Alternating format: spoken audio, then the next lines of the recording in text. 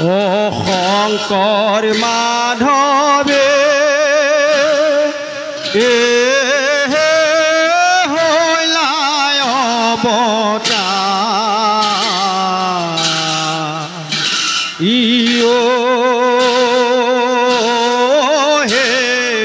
ইবাৰ কৰি ও গুৰু জগতয়ুদা গুৰু শঙ্কৰ ৰে ও শঙ্কৰ মাধৱ